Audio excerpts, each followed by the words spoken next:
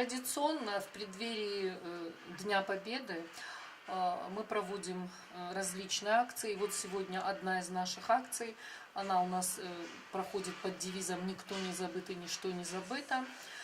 Мы подготовили совместно с местным отделением партии «Единая Россия», совместно с нашими школами, поздравления, подарки.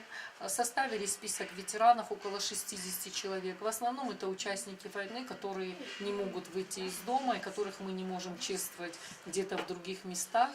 И мы должны вот сегодня посетить около 60 человек, сегодня-завтра. Вот мы посещаем их, беседуем с ними, они нам рассказывают о своем боевом пути. Все это очень трогательно, очень интересно.